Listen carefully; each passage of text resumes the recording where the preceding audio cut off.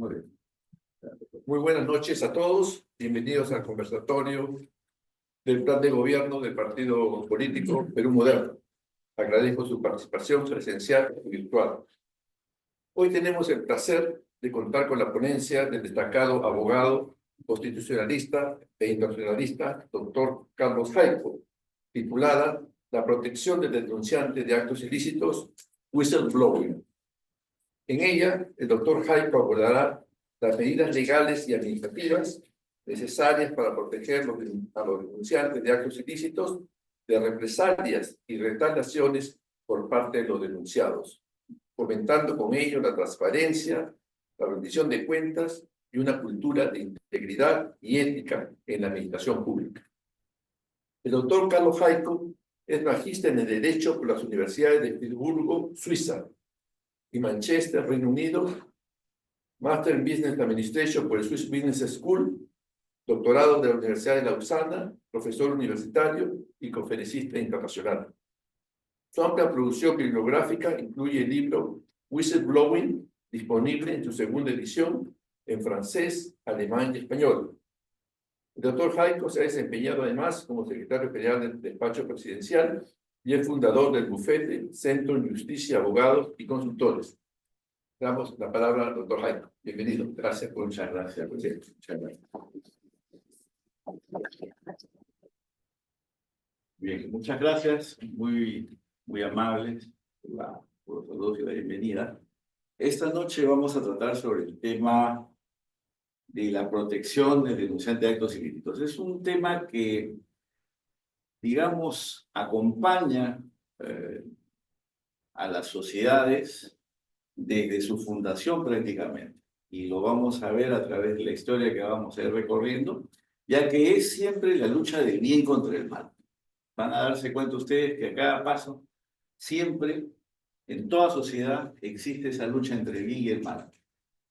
Si gana el bien, tendremos sociedades pues desarrolladas, avanzadas, con progreso. Si gana el mal, evidentemente tendremos sociedades inviables, sociedades subdesarrolladas y con un gran déficit, evidentemente, moral. Entonces, en ese contexto es que el denunciante de actos ilícitos hace su aparición. Y precisamente esta fue una de las primeras, digamos, resoluciones que hubieron en el Congreso de la Unión de los Estados Unidos de Norteamérica en 1778. Sucedió lo siguiente, miren ustedes, vamos a encontrar los mismos hechos con el tiempo, pero veremos que prácticamente solamente cambian pues, las personas, ¿no? Los hechos siguen siendo lo mismo. En este caso, el comodoro Hopkins, ¿no?, que estaba luchando contra los ingleses, evidentemente cometía una serie de atropellos y violaciones a los derechos humanos y muchas cosas más que evidentemente sus marinos no compartían. 10 de ellos hicieron una denuncia y esa denuncia, que normalmente uno pensaría que iban a defender al comodoro Hopkins en desmedro de los marinos, no fue así. Y George Washington precisamente dio ahí el ejemplo. Por eso es que se llama a esta resolución una de las primeras, si se quiere, leyes whistleblowing en la historia. Ellos no lo sabían, pero ya estaban haciendo historia a través de esta resolución. Y miren lo que dice. Ese es the duty, es el deber de todas las personas en el servicio de los Estados Unidos, ¿no? Y aquí están viendo ustedes que hablan de inhabitants. Inhabitants no es solamente aquel que tiene el pasaporte de un país, no. Habitantes que están en el suelo patrio y que evidentemente van a tener que informar sobre todos estos actos de fraude y corrupción, de los cuales ellos son testigos. La defensa que vino a estos marinos fue entonces total. Y eso nos da un indicio bastante importante de cómo Estados Unidos inició su labor constitucional sobre bases morales, ¿no?, de defensa ya de lo que era pues la moral de aquellos que querían defender la patria. Interesante remarcarlo porque muchas veces pensamos que es de ahora, no. Ya la historia nos ha dado grandes ejemplos en los cuales han habido denunciantes de actos ilícitos que muchas veces, como les digo, han sido tomados en consideración, en otros casos no.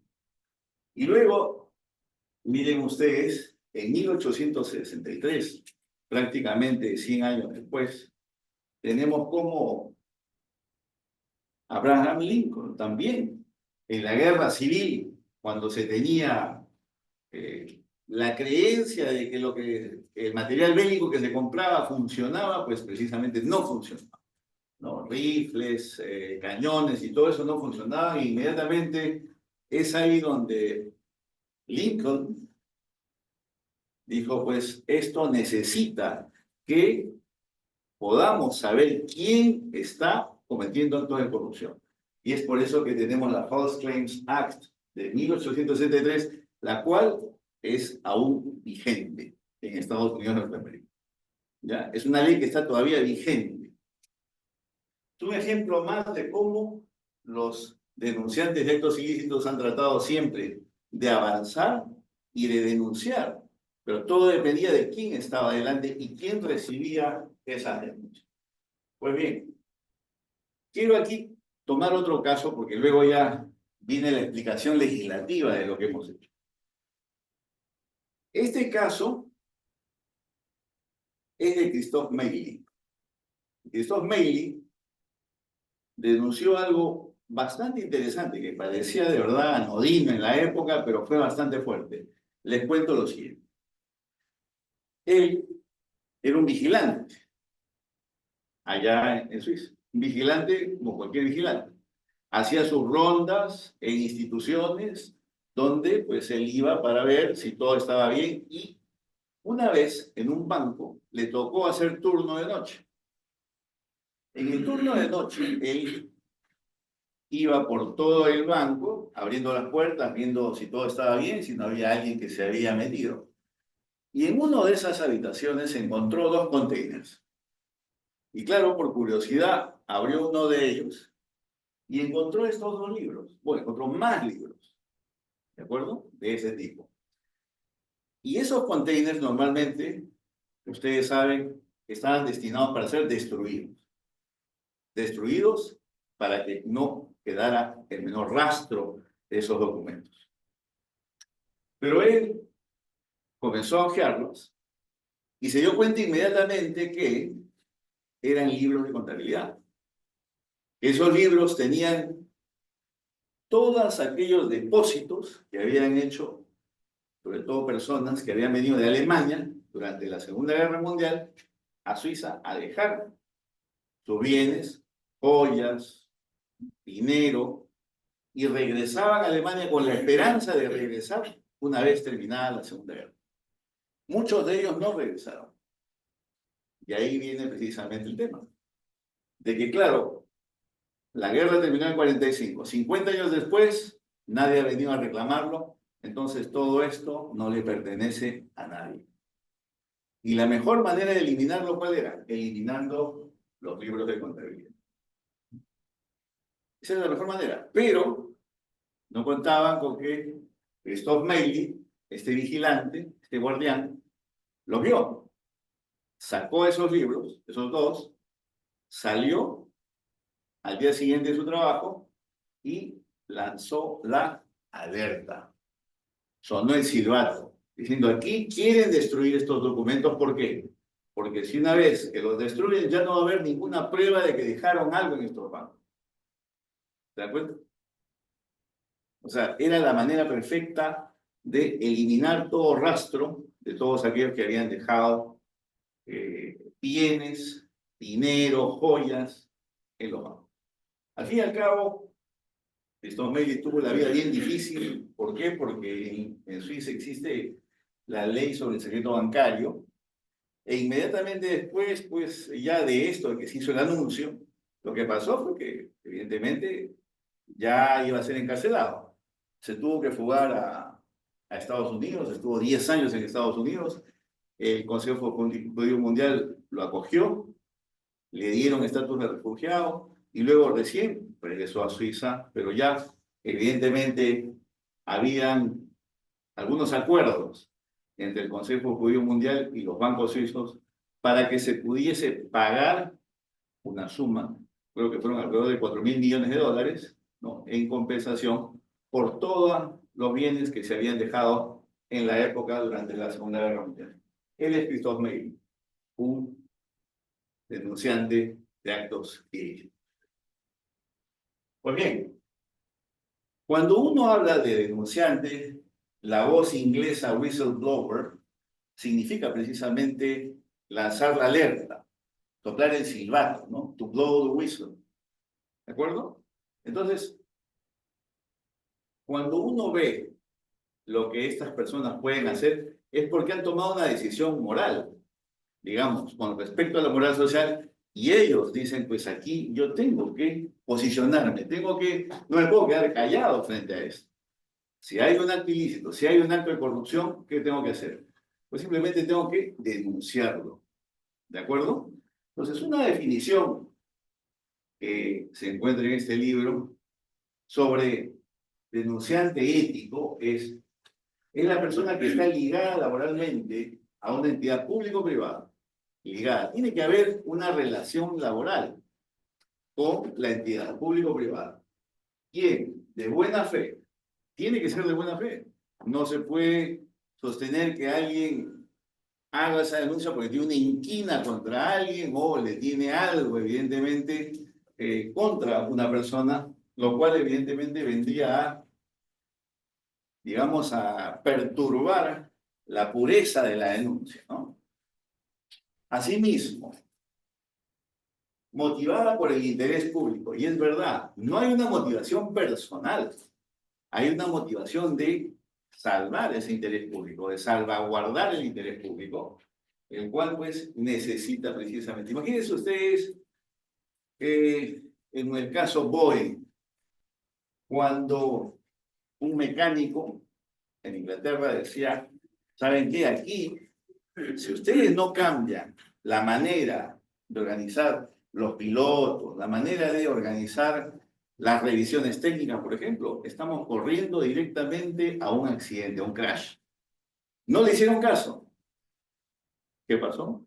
Hubo precisamente un crash, ¿no?, con vidas que se perdieron. Ahora, precisamente la búsqueda del denunciante es el interés público, no debe ser un interés personal, ¿ya? Revela actos inmorales, irregulares o ilícitos sucedidos. Significa que ya sucedieron, que están sucediendo. En este momento él es testigo de lo que está pasando. Hay un acto de corrupción concomitante en ese momento. Y también de actos ilícitos que podrían pasar en el futuro. Evidentemente, él tiene que ver de qué manera los actos de los cuales él es testigo van a terminar siendo un delito o van a provocar un gran, digamos, un gran problema para el interés público.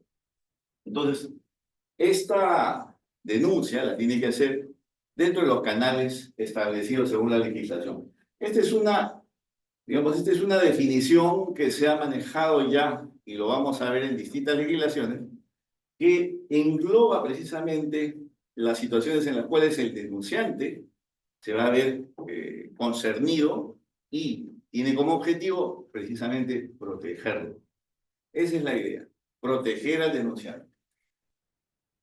Muy bien, entonces, vayamos un poquito a ver desde el punto de vista procesal de qué manera interviene el denunciante. El acto ilícito tiene lugar en algún momento.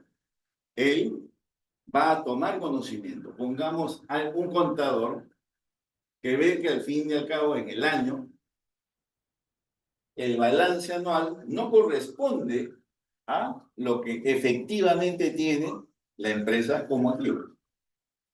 Es una empresa deficitaria totalmente, pero a fin de año el balance lo que tiene es únicamente pues, positivo. ¿Qué pasa con ese contador? Si se está dando cuenta, ¿no? Inmediatamente va a hacer la denuncia, lo cual va a desencadenar una investigación. Esto es importante porque si él no estuviese, el acto ilícito continuaría y nadie sabría absolutamente nada. Ese es el gran problema con el whistleblower, con el denunciante. Si él está ahí, es testigo de ese acto ilícito, el hecho de que él se calle, lo único que estaría provocando es de que este acto ilícito continúe en el tiempo, no pare y siga siendo lo más, digamos, nocivo posible. Muy bien. Este es un esquema para que vean ustedes de qué manera el denunciante va a tener que tomar una decisión. No se olviden que el denunciante, al tener conocimiento del acto ilícito, lo primero que va a pensar es, ¿qué hago ahora? ¿A dónde voy? ¿A quién denuncio? ¿Cómo me posiciono? ¿Me conviene? ¿No me conviene? ¿Qué me va a pasar? Si lo digo, y luego hay represalias, mi carrera profesional, mi familia. Es una decisión bastante fuerte que él va a tomar. Pero, al fin y al cabo, va a tener que hacer esa decisión. Miren, descubre hechos irregulares o actos ilícitos. Es en ese momento en que él tiene ese dilema ético. ¿Qué hago?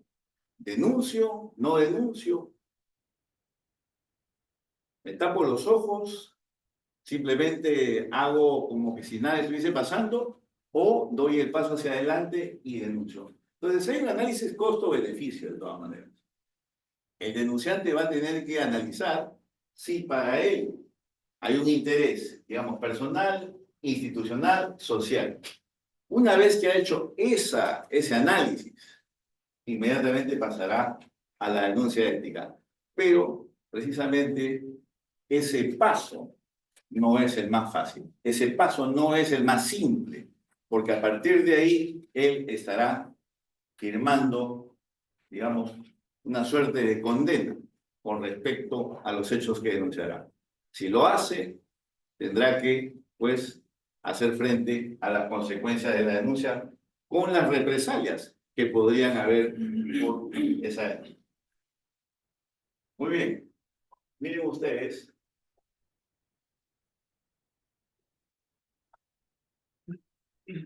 La legislación, existe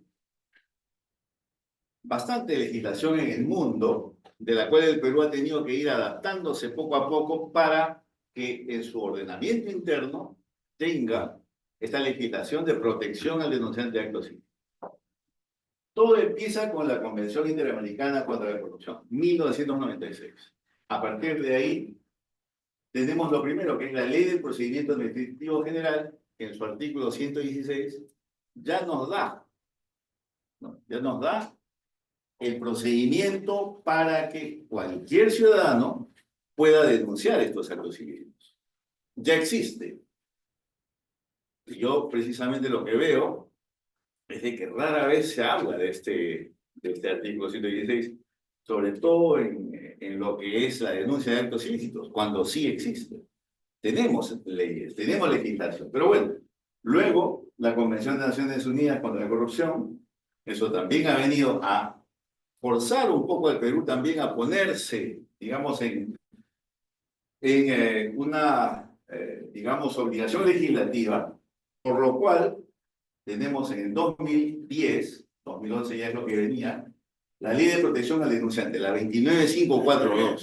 Es una de las primeras leyes con nombre de protección al denunciante de actos ilícitos. Es la primera que tenemos en el Perú. Fue hecha luego de un largo debate y que, como veremos luego, pues tuvo como resultado una legislación que hasta ahora se aplica, pero con, evidentemente, grandes críticas porque no es precisamente el lugar donde el denunciante va a ir por sentirse seguro de su denuncia.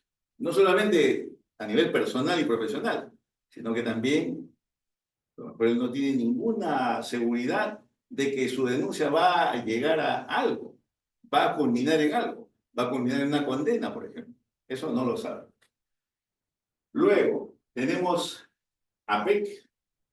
En la declaración de Beijing, por ejemplo, también tenemos una mención a lo que es la protección del denunciante de actos ilícitos. No se olviden que Perú forma parte de APEC.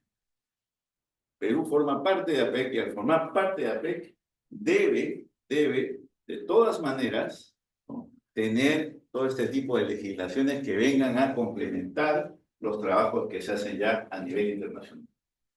Luego, la ley 3424 es una ley que regula la responsabilidad administrativa de las personas jurídicas. Lo que estábamos hablando antes es en el sector público.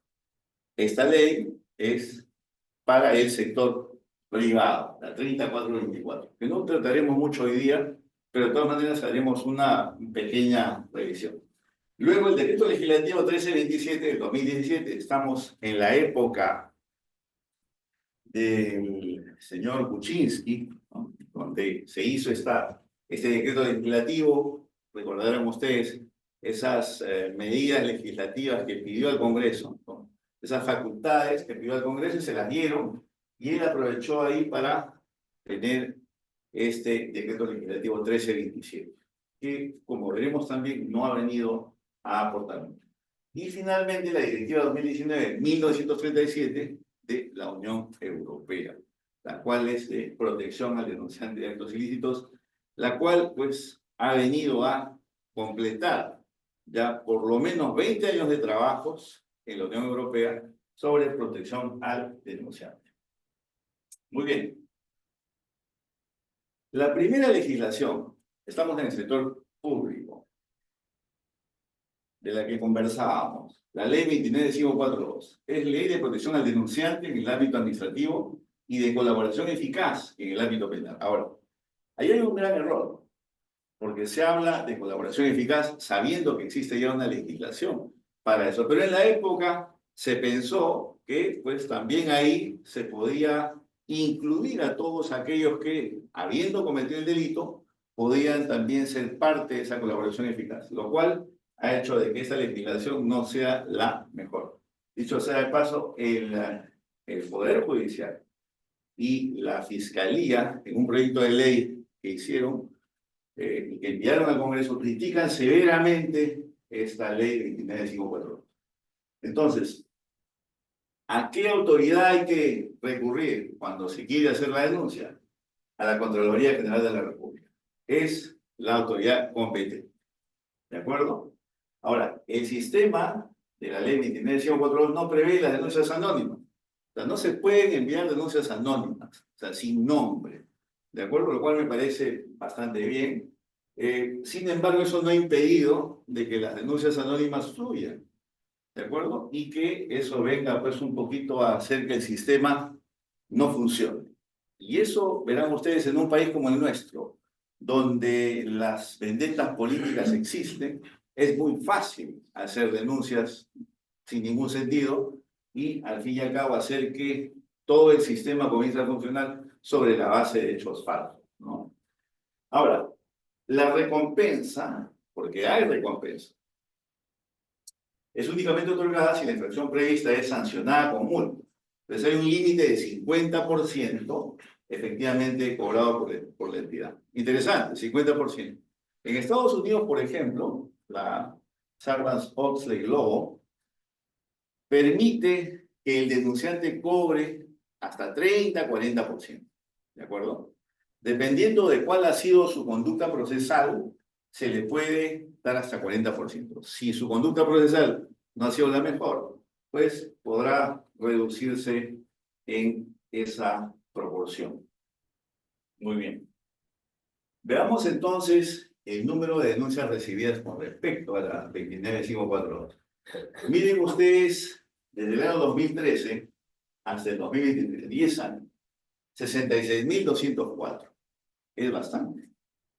Es bastante. ¿De acuerdo? Ahora, ¿cuántas han sido derivadas al Ministerio Público? Pues solamente 73. Muy pocas han ido al Ministerio Público. ¿De acuerdo? Posible servicio de control, 3.742, lo cual es también bastante poco con respecto al número de denuncias. ¿Qué significa esto? De que hay denuncias, pero están mal encaminadas, están mal hechas y no se ha entendido el sistema verdadero de lo que es, pues, una denuncia por la comisión de actos ilícitos, ¿no? Por eso es que verán, el sistema se llena de denuncias. Yo les digo que muchas de ellas posiblemente deban ser, pues, denuncias maliciosas, ¿no? Aquellas que no tienen mayor fundamento, pero que se hacen con la intención de únicamente, pues, eliminar a un enemigo, sobre todo en la administración pública, es bastante conocido. Muy bien. Ahora, veamos el decreto legislativo 1327. Dos elementos a recalcar en este decreto. La autoridad competente es la máxima autoridad administrativa de la entidad o la Oficina de Integridad Institucional. Ya no es la Contraloría, es la máxima autoridad administrativa o la Oficina de Integridad Institucional. ¿De acuerdo? ¿Y quién puede hacer la denuncia? Miren ustedes, es toda persona natural o jurídica que en forma individual o colectiva pone en conocimiento de la institución a través de sus órganos competentes un acto de corrupción. Persona natural o jurídica. Hemos tenido siempre personas naturales. La persona jurídica ya es otra, digamos, dimensión de lo que es la denuncia. Quiere decir que una empresa, por ejemplo, va a poder denunciar a través de los órganos un acto de corrupción. Ahora, protección para la persona jurídica, eso aún la jurisprudencia no ha dado razón, porque precisamente es, digamos, en cierta manera inaplicable. Pero ahí está. Esa es la, digamos, lo remarcable de esto, que es toda persona natural o jurídica. ¿De acuerdo? Muy bien. Ahora, veamos qué definición nos da este decreto legislativo 1327 sobre lo que es el denunciante. Y vamos a comparar un poquito con respecto a lo que habíamos visto anteriormente. Es toda persona natural o jurídica. Ahí tenemos, ya ven ustedes, no solamente es natural, también es jurídico. O sea, las empresas pueden denunciar. ¿De acuerdo? El denunciante es un tercero colaborador de la administración pública y del sistema de justicia. Ahora, ¿qué pasa con este decreto legislativo? Que se abre prácticamente a todo el mundo. No es únicamente a aquellos que elaboran o tienen una relación contractual con la entidad. Ya se abre a todos. No hay límites ahí con respecto a quién puede hacer una denuncia. No es parte del procedimiento administrativo, y eso es verdad. Porque al fin y al cabo, una vez que hace la denuncia, no podrá pedir, pues, que le informen cómo va, digamos, las investigaciones. Es simplemente su rol, es de denunciante, y no hay, digamos, mayor manera de que él pueda continuar con el procedimiento. No es parte interesada en sí. Ahora, no constituye impedimento para denunciar, miren ustedes, es interesante, la nacionalidad, sexo, minoría de edad, pero también aquellos que tienen menos de 18 años pueden denunciar si están, digamos, si ven un acto ilícito, la incapacidad legal, o sea, todo digamos, esta serie de requisitos, lo cual hace que prácticamente el decreto legislativo abra bastante, digamos, el abanico para que se puedan hacer denuncias. Ahora, si ha funcionado, esa es otra cuestión. Veamos entonces. Miren ustedes por ministerio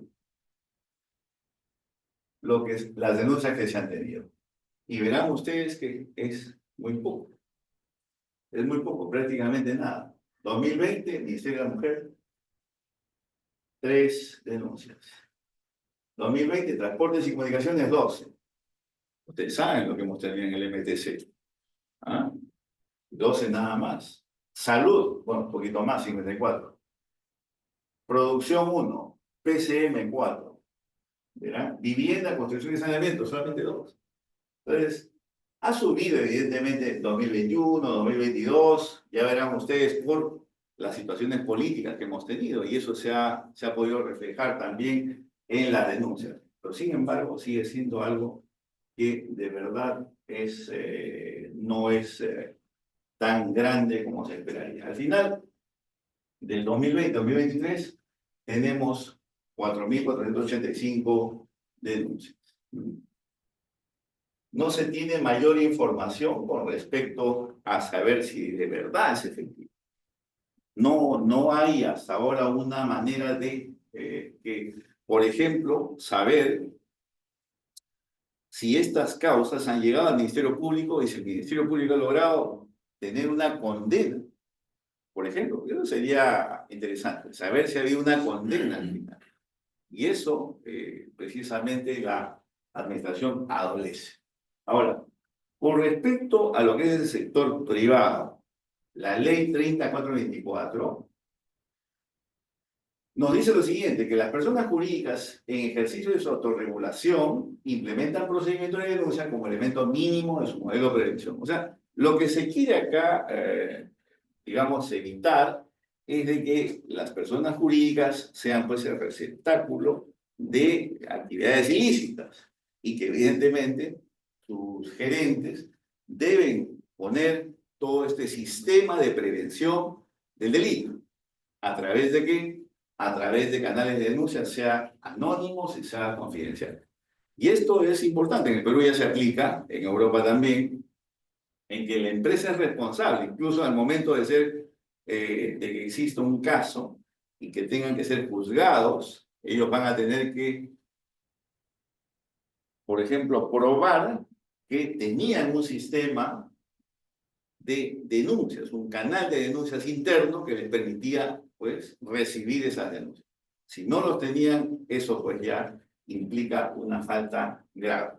Ahora, ¿quién toma esa denuncia? Es el servicio de compliance. Debo decir que personalmente no estoy de acuerdo con que sea el compliance. La oficina de compliance es una oficina que trabaja normalmente para la empresa.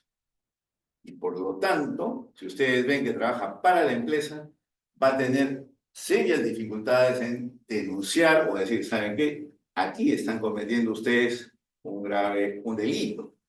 Miren ustedes lo que ha pasado, por ejemplo, con el banco Credit Suisse. Credit Suisse es un banco enorme, tenía su compliance, pero pese a todo lo que ha pasado, al final terminó en bancarrota, han tenido que venderlo a la OBS. ¿Pero por qué? Porque tenía un compliance. No es que no lo tenía, lo tenía. Pero pese a todo, cayó.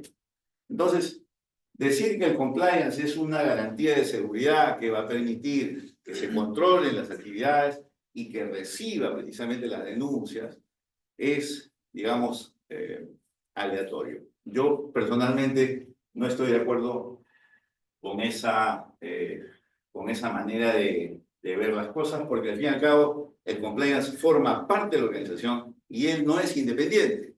Él es un empleado más, supeditado a las órdenes de la gerencia. Muy bien. Ahora, en el Perú, pues hemos tenido, miren ustedes, plétora de casos de corrupción y en los cuales normalmente la denuncia de actos ilícitos ha debido ser parte integrante de, precisamente, del proceso. Pero no lo ha habido. Miren ustedes el caso Mochasueldo, por ejemplo. Es un caso interesante, seguro que ustedes lo habrán visto. El caso Mochasueldo, yo porque les digo, no han terminado todavía, hay muchos más que van a venir. ¿Qué ha pasado? Que todos aquellos asesores, trabajadores en los despachos de los congresistas, en lugar de denunciar dentro del sistema, bueno, los canales de denuncia instaurados dentro de la entidad que es el Congreso de la República, han ido directamente ¿a dónde? Al Ministerio Público. ¿Se dan cuenta? ¿Pero por qué? ¿Por qué sucede eso? Dos razones básicamente. La entidad muchas veces no la tiene instalada, no tiene ningún sistema de denuncias interno. No lo tiene. Y segundo, que muchas veces la desconfianza reina. Porque ¿cómo es posible? Verán ustedes en el Congreso, voy a quejarme, soy testigo de un delito, ¿y a quién me voy a quejar? ¿A mi jefe? ¿A quién me voy a quejar? ¿Al empleado de mi jefe? ¿O a quién más?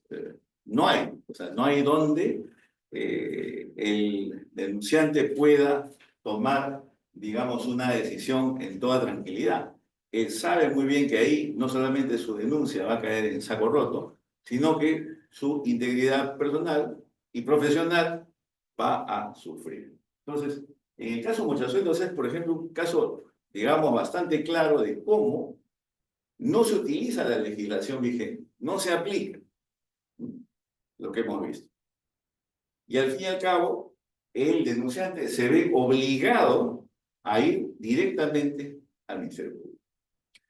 Lo mismo sucede en el caso de Gasolinazo, que ustedes conocen, donde este soldado denuncia que oficiales están, pues, utilizando, ¿no? Usando gasolina, petróleo y todo lo demás, pero para fines ajenos a la institución. Evidentemente es un gran negocio.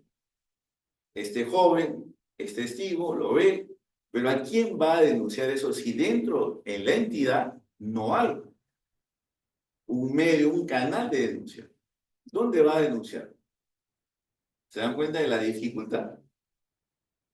Es bastante difícil, porque él sabe que esto está sucediendo, pero la entidad no le da ese canal en el que él pueda, por lo menos anónimamente, hacer una denuncia. Entonces, al no poder hacer lo que hace, inmediatamente va a los medios de comunicación y luego de ahí al Ministerio Público, porque ya eso se convierte en una noticia crítica. Ahora, con respecto a este joven, prácticamente está desaparecido. Esos son los problemas. Un tercer caso que quería tocar con ustedes hoy día es el caso Negociazo. ¿Recuerdan ustedes cuando el señor Kuczynski asumió el poder y tenía asesores no oficiales, ¿eh? No eran asesores no oficiales, y claro, inmediatamente vieron la manera de hacer negocios.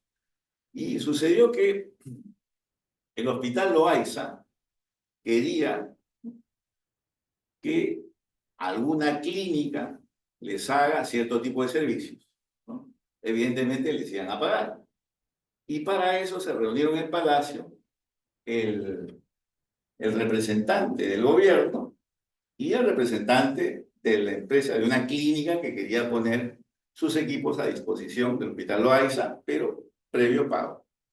Y es ahí donde este muchacho, un economista llamado Cifuentes, con quien tuve una conversación bastante larga y que me ha seguido durante todos estos años, me dice, yo me di cuenta de que este señor lo que quería era que por cada pago, por cada tratamiento, un 10-20% vaya a su bolsillo. Y eso de dinero del Estado, todos los peruanos. A lo cual, ya desde el inicio yo dije que no. Pero claro, él no tenía mucha fuerza frente a lo que ya se veía como algo que estaba ya por venir. ¿Qué hizo? Comenzó a grabar. Lo grabó. Y esa grabación al día siguiente, ¿dónde fue? Pues salió en un programa dominical y inmediatamente fue al Ministerio Público. Es el caso Negociazo. Pero, ¿por qué les cuento esto? Porque al final, miren ustedes, el denunciante, este joven, terminó con medidas procesales bastante fuertes. No pudo salir del país durante 2 años, tuvo que ir a firmar cada semana ahí al Ministerio Público. Prácticamente él fue tratado como uno más dentro de la trama delictiva, cuando lo único que él hizo fue denunciar. Entonces, verán, la situación para los denunciantes no es nada fácil. Podrá existir la legislación, pero al mismo tiempo las entidades no la aplican, no la integran. Y por otro lado está la sanción, las represalias contra ellos. Por lo tanto, muy pocos son los que van a intentar, pues, dar ese paso. Muy bien. Quisiera aquí tocar un tema interesantísimo que el congresista Carlos Anderson ha tenido la brillante idea de hacer precisamente un proyecto de ley de protección al denunciante. Ahora, ¿Por qué le digo que esto sale de lo ya conocido? Por varias razones. La primera es que estamos hablando acá de un elemento bastante circunscrito, importante, que es la obra pública. Ustedes saben que las licitaciones en el Perú es precisamente un elemento, un punto, donde se generan todo tipo de corrupción, donde se genera todo este tipo de situaciones en las que evidentemente hay corrupción de manera bastante intensa. Lo que ha hecho el congresista Anderson es precisamente enfocar ese tema únicamente. Y miren ahí cuando dice proyecto de ley que regula la protección antidenunciante de hechos de corrupción en obra pública, por un lado, y otorga beneficios. Vamos a hacer una pequeña revisión. Ahora, él, en su artículo 5, nos dice que la autoridad competente es el jefe del órgano de control interno del gobierno. ¿De acuerdo? O sea, él va a pasar normalmente dentro de la estructura de la denuncia, va a pasar por el jefe del órgano de control interno, OSI. Cuando dice OSI, estamos hablando de Contraloría. ¿De acuerdo? Entonces, es una, digamos, una manera interesante de sacar la denuncia de un círculo bastante reducido de personas para llevarlo a la Contraloría General de la República. Me parece que eso es interesante. Por otro lado, confidencialidad y resguardo de la identidad del denunciante. Eso es importante. El denunciante, una de las primeras preocupaciones que él tiene es de que su identidad se va a ventilar. Y es ahí donde viene el riesgo, ¿no? Ese riesgo bastante grande de que puedan precisamente a partir de ahí sufrir esa represalia. Entonces, veamos. Esto no es anonimato, pero es confidencialidad. Hay una diferencia. Anonimato es que no hay nombre, no hay nada. Se da la información sin que sepan quién lo hizo. Pero confidencialidad, ¿qué significa? Que se da el nombre con algunos datos, pero eso se mantiene en cero, ¿no? Es la gran diferencia. Y eso es precisamente lo que propone en su proyecto de ley el congresista Carlos Andrés López ya del año 2023, si no me equivoco, ¿no? De diciembre, que está en la Comisión de Constitución, pero que hasta ahora todavía no ha sido debatido, ¿no? Si no me equivoco. Muy bien. Ahora, un punto importante también de este proyecto de ley son los beneficios. ¿De acuerdo? Beneficios, ¿por qué? Porque es necesario también motivar al denunciante. El denunciante no lo puede hacer únicamente porque él vela por el interés público. Eso está bien. Pero si se le puede dar un incentivo, me parece que es mucho mejor. Porque muchos de ellos terminan luego muy mal en la, digamos, luego de la denuncia. Y ustedes, de eso podemos conversar ampliamente por varios casos ya, en los que se ha visto que el denunciante, una vez que procede a la denuncia, lo más seguro es de que ya deje de colaborar en la entidad en la que estaba. Entonces, miren ustedes, estos beneficios. Si el valor de la obra era de 200 millones de soles a más, ahí tienen 200 a más UIT. Y así hay una gran, digamos, interesantes números en millones, lo cual para un denunciante me parece que no sería mala idea poder tener, digamos, algo fruto de esa denuncia. Evidentemente que esto puede empujar a que también ellos sean tentados de denunciar cualquier cosa, pero yo creo que precisamente los candados de seguridad están en aquellos que van a tener que evaluar la denuncia. No toda denuncia puede ser aceptada, siempre tiene que ser una denuncia totalmente pues, fundada en hechos o indicios razonables. Perfecto. Aquí están los requisitos, como veríamos, la identificación del denunciante, ¿no? La cual es importante porque es una preocupación muy central, ¿no? quiero insistir en eso. Para el denunciante, su persona, su identidad es muy importante mantenerla en reserva. Claro, él evidentemente va a tener ahí que fundamentar lo que está, el acto ilícito que está denunciando, y para eso debe precisar los hechos denunciados.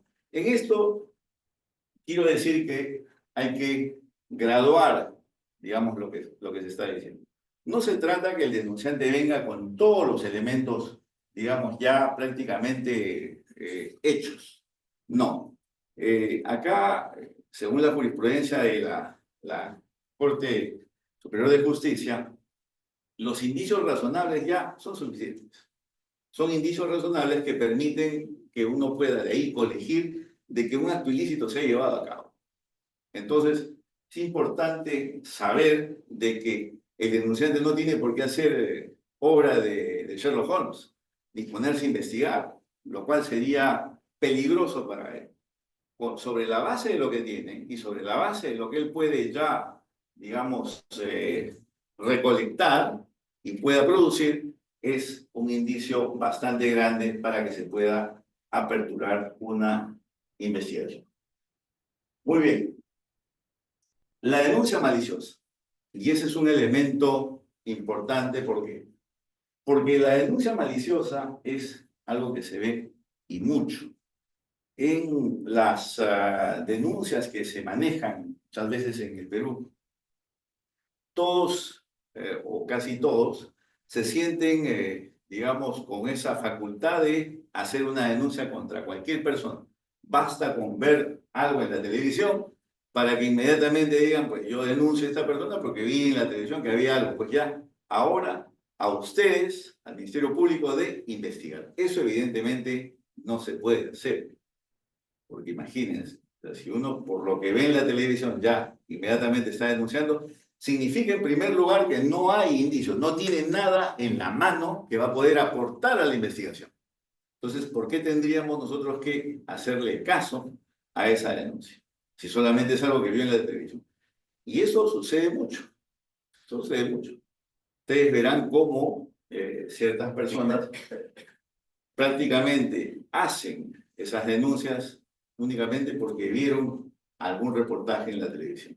Y eso, de verdad que es lamentable. ¿Por qué? Porque viene pues a engrosar y a entorpecer el sistema de justicia, quien al final va a tener que poner recursos ahí donde no debería, ¿no? Entonces, es importante ver esto y, claro, acá lo que se prevé es abonar una reparación de 20 unidades impositivas tributarias a cada individuo perjudicado. Yo creo que sí, yo creo que es necesario, porque eso evitaría y va a evitar de que mucha gente pues haga este tipo de denuncias maliciosas. Muy bien. Cierro con esta parte para hacerles un breve comentario sobre la Directiva de la Unión Europea 2019-1937. Esta es una directiva que, como les digo, ha ya tenido mucho tiempo trabajando. Se ha hecho prácticamente a fuego lento en Europa. Y claro, los países de la Unión Europea ya tenían cada uno su legislación de protección al denunciante, ¿ya? Más o menos, pero la tenían. Ahora, la Unión Europea ha tenido en el año 2019 precisamente esta directiva de protección a las personas que informen sobre infracciones de derecho de la Unión Europea. Ahora, antes de eso ya había la OLAF. OLAF es el organismo que tiene como competencia ver las finanzas de la Unión Europea, y es ahí donde eran dirigidas las denuncias. Pero ahora ya no, ahora ya se tiene esta base legislativa importante, la cual, vamos a ver, pues ha sido ya implementada, como lo veremos. Entonces, una definición bastante interesante es: protege a personas que trabajan en el sector público y privado. Se aplica a los dos. ¿De acuerdo? Sector público, sector privado. Incluidas aquellas que denuncien una vez la relación laboral haya finalizado. ¿Por qué? Porque no porque ya se acabó el vínculo laboral, la persona deja de tener, digamos, esa protección. Muy por el contrario, se acabó pero ha podido tener conocimiento que en su momento no quiso decir por diversas razones. No quiso denunciar por diversas razones. Pero que luego, sí, una vez que terminó, pues digamos, su relación laboral, ya piensa que es el mejor momento de denunciar.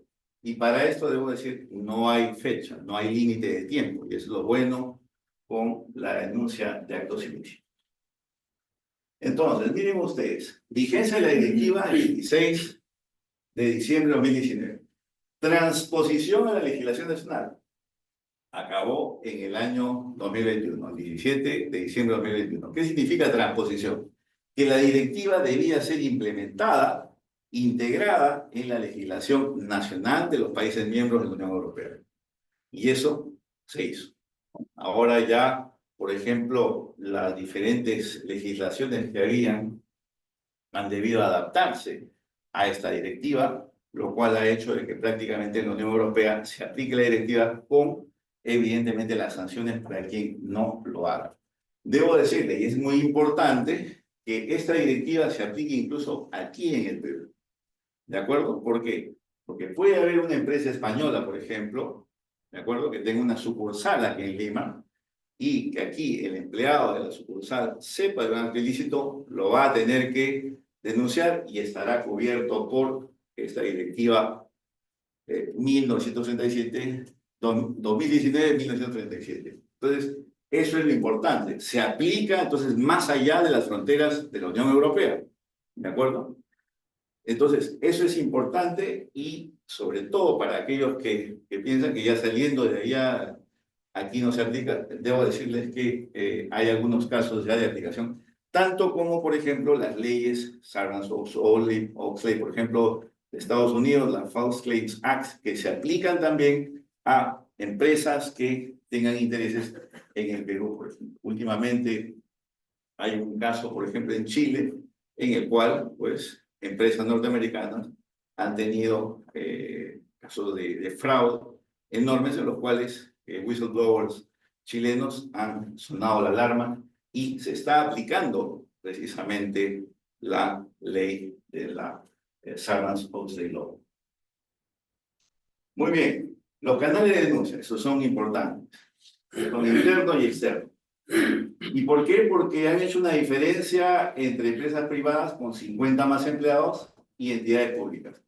Excepción hecha de organismos públicos con menos de 50 empleados y municipios con menos de 10.000. Ahora, los canales de denuncia externos es para todas las autoridades nacionales. ¿De acuerdo? Entonces hay una amplia gama de posibilidades para el denunciante de poder denunciar. Y no se olviden que sí, las entidades no han implementado esos canales de denuncia, son pasibles de, especialmente, sanciones. Muy bien. Eso fue por esta primera parte. Muchas gracias.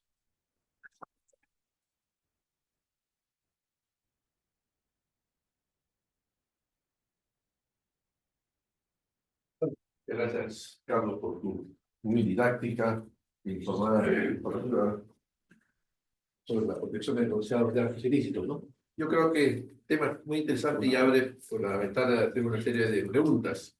Entonces, comenzamos con el caballero. ¿Cómo no? Muy interesante, felicito, Carlos, extraordinaria. Yo soy abogado 40 años y no tenía ni la mínima idea que existía todo eso. Ya realmente me he sabido con todo. Al grano, pareció muy interesante eso del convenio europeo y que se aplica por extensión a las sucursales de ciudades europeas. Puedo entender que el cordón umbilical lo puedo entender, pero la jurisdicción nacional ¿es obligatoria que aplique esas leyes? Sí. Sí, porque lo que se aplica acá es la directiva que tiene evidentemente vigencia en Europa, pero que sigue a las empresas que tienen sucursales en el mundo. O sea, no es porque salen del ámbito geográfico europeo que ya no se aplica. Muy por el contrario, va más allá de esa aplicación porque precisamente la sucursal es una extensión de la empresa. Correcto. Pero yo estoy juez peruano, ¿tengo que aplicarlo? Bueno, sí, normalmente, pero no se va a aplicar acá, se va a aplicar allá. ¿De acuerdo? Es por lo mismo con las por ejemplo, de la legislación norteamericana de protección al denunciante, acá puede existir el delito, pero no son las autoridades, digamos, peruanas o chilenas quienes se van a ocupar. Se van a ocupar las autoridades norteamericanas. Y eso es lo que es la diferencia, ¿no? Sí. Sí. Bueno, pues, perdónenme, pues, no me parece que ya un poco quería explicar acerca de su proyecto de ley, no son proyectos puntuales, ¿no? Miren, yo también soy abogada, mi actividad me he desarrollado mucho en el ámbito de la compra pública. Y yo doy clases sobre estos temas y yo me quedaba muy sorprendida con lo logístico. Si no, me obligan a hacer tal cosa y no quiero, y quiero renunciar a mi trabajo. Muchos de ellos tengo que hacer de mismos trabajadores y no saben dónde denunciar porque dicen, me van a perseguir. Ya no voy a tener trabajo. La empresa privada me dice, ¿para qué voy a denunciar? Todos sabemos que hay un 10% del riesgo que tenemos que pagar, pero si yo denuncio, nunca más vuelvo a encontrar contratos. Esto es así, ese es el sistema. Entonces en Perú hemos revisado la norma y efectivamente no hay seguridad. O sea, cualquier persona que quisiera denunciar tendría que pagar abogados para ver dónde está el canal, dónde voy a ir. Entonces, la primera medida que vimos, existen 2 leyes vigentes, lo cual no tiene sentido, 2 normas, porque te desvían de preguntas. La primera da en el gobierno de Alan García, que te dice que quien es competente es Contraloría General de la República. Lamentablemente, Contraloría es un elefante blanco, no hace nada. A la gente que recibe la denuncia no son abogados, no son especialistas en procedimientos penales, disciplinarios, para de una vez detectar, porque tampoco ni tienen función de sancionar, simplemente derivar a fiscalía. Entonces es como caer en un pozo sin salida, años de años. Y por un lado está esta. La otra norma, pero Pablo Kuczynski crea por reglamento, ni siquiera por ley, una oficina de integridad en cada entidad pública. Entonces nos podríamos empezar del despacho. ¿Cómo es posible? Yo soy el Poder Ejecutivo, yo administro presupuesto, yo ejecuto obras. Yo soy el ministro, pongo de confianza a mi secretario general, a mi jefe de obras, mi logística. Y que la oficina de integridad dependa del secretario general. O sea, no puedes hacer juez y parte, va a llegar la denuncia y la oficina de integridad, ¿qué va a hacer? Archivamos, vemos que esto es malicioso. No hay seguridad. Entonces lo que hemos hecho es de lo que existe. Hay que crear, me hubiera gustado crear una entidad que reciba denuncias, que dé seguridad a la gente. Hemos dicho que se quede Contraloría, que tiene presupuesto, pero que sea responsable el jefe del órgano de control interno. Que sea responsable, que apliquemos la debida diligencia, que guarde la seguridad hasta el infinito, la confidencialidad y la identidad del denunciante, pero a la vez que si es que se filtra la información, porque a veces sabemos que el ministro de General, oye, el jefe de control, dime quién es, ¿no? Eso va a ser materia de un delito. Eso va a ser materia de una denuncia y sales automáticamente del sistema. El jefe de control interno sale automáticamente del sistema. Porque sabemos que por ahí se filtra la información. Es muy importante el procedimiento, la confianza que le podemos brindar a esta persona. Tenemos que protegerlo. Si es que realmente está denunciando los hechos y las pruebas, lo básico. No importa, puede estar en el anonimato, pero que denuncie eso. Y también hemos establecido, o sea, si ok, solamente exista una autoridad, ya no lo del Poder Ejecutivo, la oficina de integridad, los beneficios económicos. Nos pusieron trabas también porque dijeron, ay, pero como sí, se está metiendo en la ejecución de gastos. Pero si tenemos el pago, simplemente el Ministerio del Interior, ¿no? Por denunciar, o sea, por decir la revelación de identidad, ya te da un pago.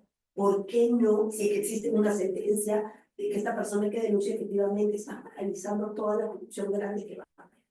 Entonces, esto es un tema de verdad muy importante, de dar seguridad a los ciudadanos y a los proveedores. El sistema está infectado por todos lados. Policía Nacional, Fiscalía, Poder Judicial, Poder Ejecutivo. Entonces, ¿a dónde acude una persona decente? ¿Qué quiere decir? Pues, a mí me pasó, les comento que mi primer trabajo en el año 2008, me entró a Perú, especialista en compras, dije, yo no puedo firmar eso, esto en el área legal, era un adendum adicional. Uno no gana gana una licitación por un monto, no puedes hacer eso un adicional acá 3 meses por variación del mercado, pero demuéstrame con papeles que existe la variación del mercado. Si no, eso salió a la bandera y siempre me estar ampliando y subiendo los precios. Vanessa, todos tus colegas abogados en esta oficina siempre han firmado. No voy a firmar que eso, mi reputación es un juego, así que yo no puedo firmar. Pero otro abogado lo puede firmar, que otro abogado, yo no lo voy a firmar. Pero Vanessa, sí, gracias. pregunta que quieran formularle por Jaico. Sí, adelante. Right. Doctor Mayari. Siempre importante el aporte para saber formas graves como la corrupción. Yo quisiera preguntar lo siguiente: ¿cómo se puede enmarcar este exterior de una regla mayor, ¿no? Lucha contra la corrupción? Creo que es el mal más importante del país y creo que hasta del mundo, ¿no? Claro, la corrupción es cierto, es el aceite que permite muchas veces la marcha de los negocios, pero eso no significa que tengamos que cortar el tamaño de la corrupción. Por corrupción se lo tiene ningún lado. Para eso no tengo. Este mecanismo, ¿cómo se puede marcar un tema global en términos de corrupción? A ver, yo creo que la pregunta es bastante profunda. Parecerá anodina, pero es bastante profunda porque tiene que ver con todo lo que es los niveles morales que manejamos en la sociedad. Esta legislación que existe, se han hecho muchas empujadas por convenios internacionales que se han firmado, y claro, siempre se ha querido aparecer de manera que se cumplían estos convenios, pero en el fondo la aplicación ha sido modesta, ¿no? Por no decir bastante poca. Pero ¿eso a qué se debe?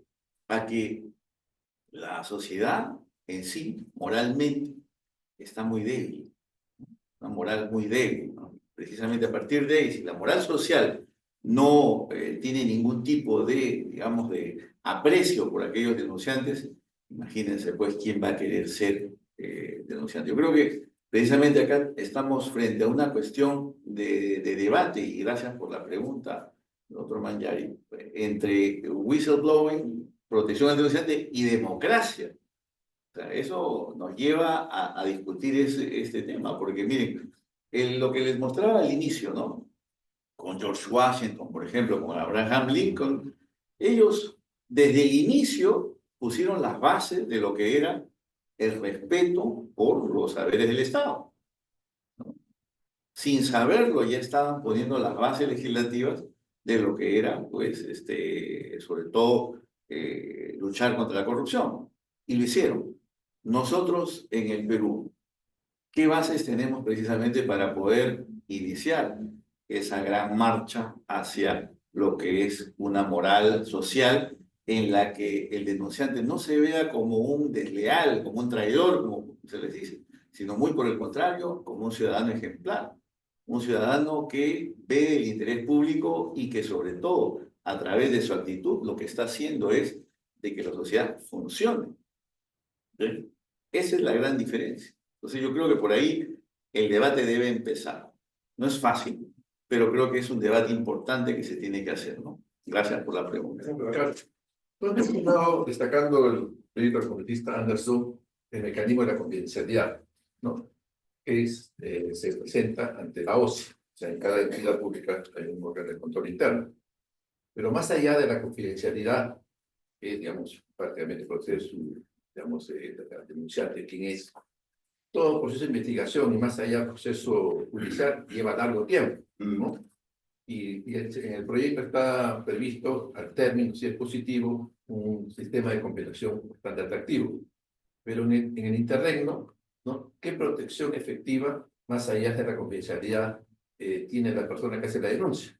Porque si, como ha señalado Jessica, hay la posibilidad que haya una filtración, el proceso de investigación ni siquiera se ha iniciado, entonces, ¿qué protección va a recibir aquel que se atreve a hacer una denuncia en ese contexto, ¿no? Justamente es bastante complicado para el denunciante, porque el denunciante, una vez que hace la denuncia, ya su nombre, identidad y todo está en un expediente, el cual puede ser manejado muy fácilmente por diversas personas. pese a los candados de seguridad que se han querido poner en la ley, evidentemente, ¿no? Pero no quita que durante todo este proceso, que no va a ser corto, va a ser largo, es ahí donde se le ve a él en bastante desventaja, ¿no? Entonces, para eso habrían otras medidas, por ejemplo, ya el hecho de, por ejemplo, tener una asistencia judicial, un abogado, que por lo menos se puede ocupar de la cuestión jurídica, ¿no? Porque muchos de ellos están totalmente a su merced.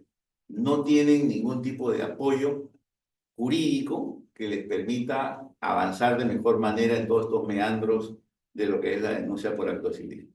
Es un primer elemento. Un segundo elemento, yo veo bastante difícil que un órgano de control interno pueda dar medidas de seguridad o cualquier otra medida para el denunciante de actos ilícitos. Yo veo más que sería la Fiscalía, ¿no? El Ministerio Público, que puede, digamos, tener mucha más incidencia ahí. Dejando de lado el trabajo, ¿no? El trabajo, evidentemente, que se puede trabajar con SUNAFIL, por ejemplo, y que se le puede mantener ahí. Pero de todas maneras, creo que ahí quien tendría mayor posibilidad de intervenir, sobre todo de protección, porque acá estamos hablando de un tema de protección ya personal, física, sería el Ministerio Público, ¿ves? Para que pueda en el tiempo mantener esas medidas hasta que se tenga pues la certeza de que estos actos ilícitos se cometieron y sobre todo que fueron sancionados, ¿no? Mirando el delito de represión y el delito de represión de la identidad, ¿no? Eso no está en el Código Penal y lo hemos puesto a través de este proyecto de ley. No, pero la pregunta no va en ese sentido, es sino cuál es el procedimiento de protección real, como dice acá Carlos, un mecanismo podría ponerle una asistencia legal, ¿no? No, o sea, dentro del proyecto de ley, lo que hemos buscado para medida asegurar la seguridad de tu identidad. Y esa, ¿quién va a ser responsable de asegurar la identidad? El jefe de control interno. No se puede filtrar con ninguno de su equipo. Pero a la vez se crea un delito de represión, porque si es que, ay, yo me enteré que Vanessa habló, le voy a despedir o voy a hacer una serie de medidas. Hay una figura de protección, aparte del delito de represión y el de revelación de identidad. Claro, pero que viola es un delito aparte, pero que yo estoy denunciando, yo voy a ser afectado por esa violación y voy a perder mi empleo o tener consecuencias, ¿no? Ese es precisamente Sí, ¿no? digamos, el problema, de que ahí, una vez que se filtró, como ahora muchos expedientes ahí, por ejemplo, se ve que ya se filtran informaciones, cómo manejarlo, sobre todo a ese nivel en que es una cuestión administrativa y la gente, ustedes saben, cuando hablamos de control interno, el órgano de control interno, ellos almuerzan con todos, se conocen. O sea, muchos son familiares incluso, hasta imagínense el grado de connivencia que puede haber y sobre todo de dificultad para el denunciante, ¿no? Sí. Sí, adelante. Pregunta. Sobre el punto. Acá podemos utilizar algún mecanismo utilizado en los años 80, se llama ley de arrepentimiento. Cuando una persona que integraba, claro, no es lo mismo porque se está diciendo que, bueno, que se arrepentía, en vez de el Estado, hay muchos sectores de toda educación que están infectados por ello. Agarraban a esas personas inocentes y las trasladaban a otro objeto, a otra dependencia, como una especie de destaque, cosa que se convertía con este tipo de represalia en el centro de trabajo. Ese es un mecanismo. No está mal, no está mal, habría que ver. Gracias, Jimmy. Doctor Franco, excelente disertación. Bueno, también pues he tenido la oportunidad de leer su libro, el Whistleblowing. Bueno, antes de hacer mi pregunta, un pequeño comentario, ¿no? A raíz de que, bueno, ya previo a esto había preguntas de un diezmo y todo eso, me venía a la mente que cuando estaba haciendo mi práctica, en el periodo que tuvimos de dictadura de 10 años, y tenía un asesor que todos lo conocemos, uno de los patrocinados refería pues que ellos siempre tenían ya una experiencia en proveer al Estado, en este caso era armas. Y en ese contexto, él refería que este asesor había creado una empresa y que les había ordenado a todos que deberían turnarse aleatoriamente y darle un 10%. De eso me vino a la mente. Pero estamos hablando en una situación ya estatal. Entonces, para ir a un ámbito mayor, en el caso que usted ha hecho referencia a la directiva del 2019 de la Unión Europea, de alguna manera que hace la transposición a todos los Estados miembros y eventualmente el Estado que no cumple pues va a ir al Tribunal de Justicia de la Unión Europea.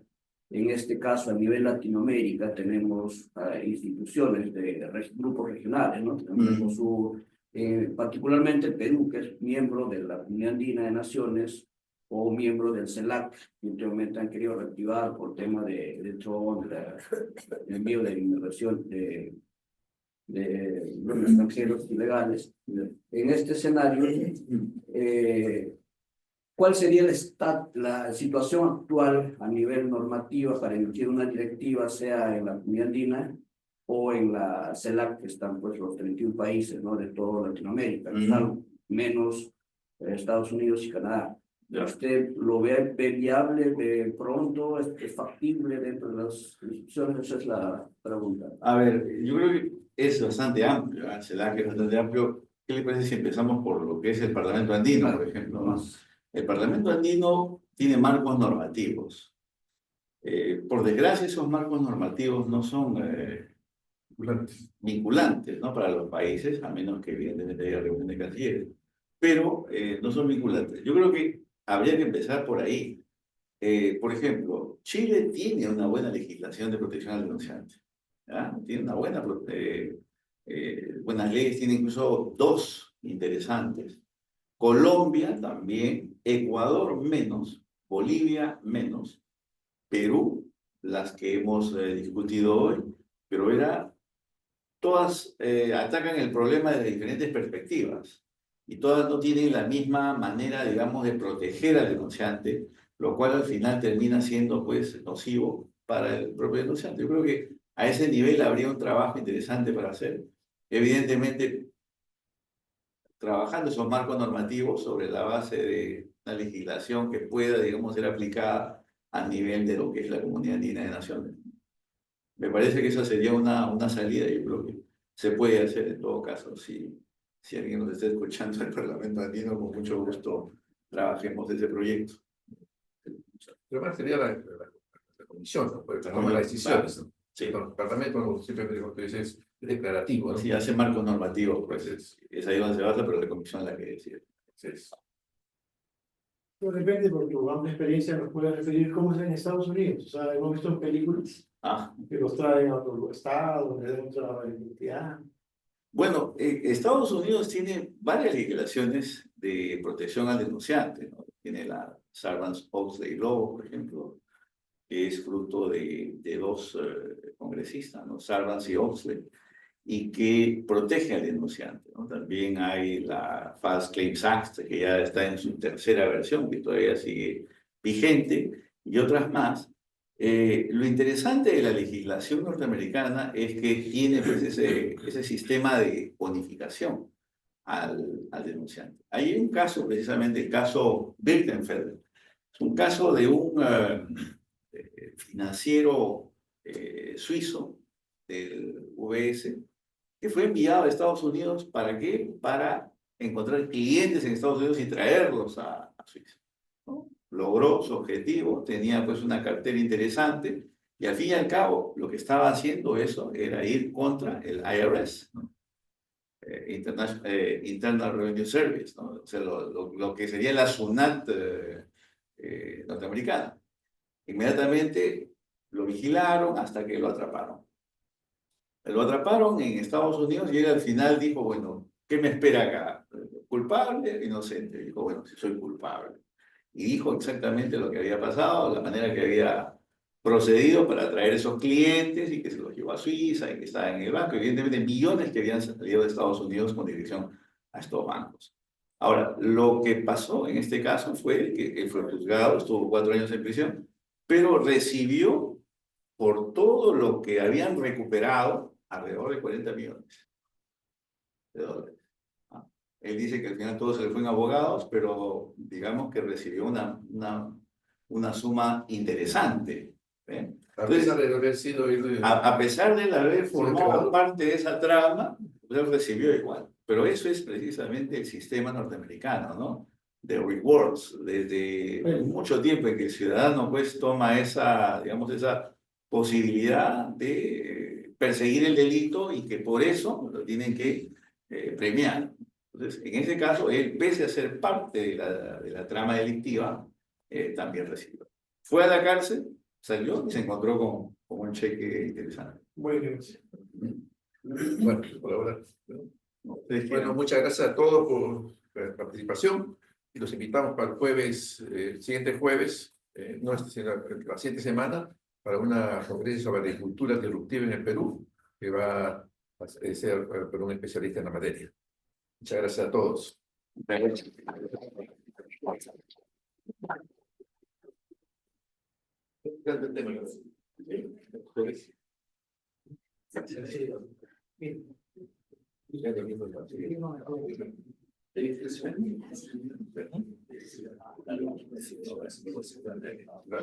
Claro.